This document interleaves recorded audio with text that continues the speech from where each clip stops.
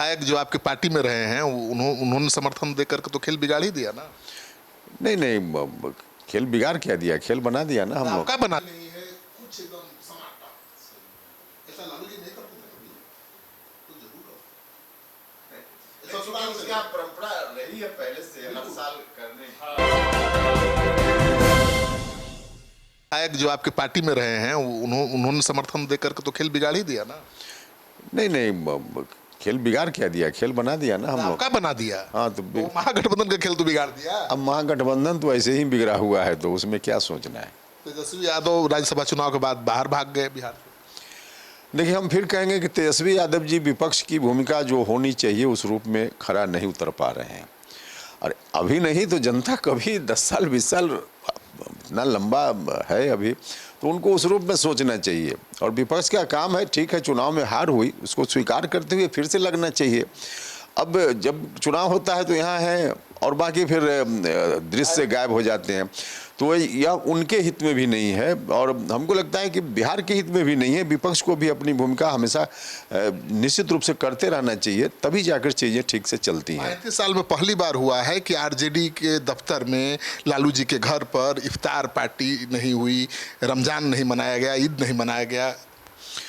हाँ, यह पता नहीं किस निराशा के कारण इस तरह की स्थिति बनी होगी। हमको लगता है कि शायद उन्होंने मान लिया है कि बिहार में अब कुछ हो ही नहीं सकता है। तो अब ऐसा कोई व्यक्ति मान ले तो एक तरह से कहिए कि अब हार मानकर कोई घर बैठ जाए, यह स्थिति है आरजेडी में।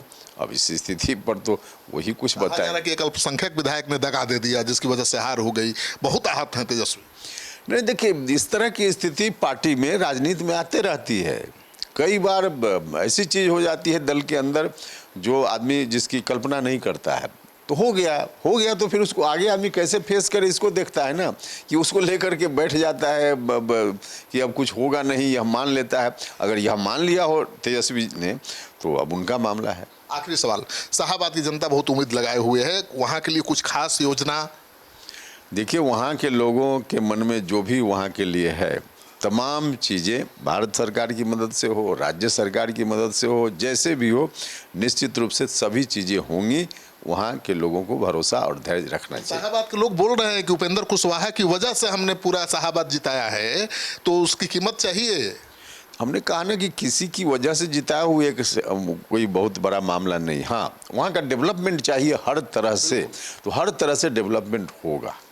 चलिए, तो आप सुन रहे थे उपेंद्र कुशवाहा जी को। आपके जितने भी सवाल थे मैंने पूछा और उसका बड़ी बेबाकी के साथ इन्होंने जवाब दिया। आप क्या सोचते हैं कमेंट बॉक्स में जाइए, अपनी राय जरूर लिखिए और इस वीडियो को खूब शेयर करिए। धन्यवाद।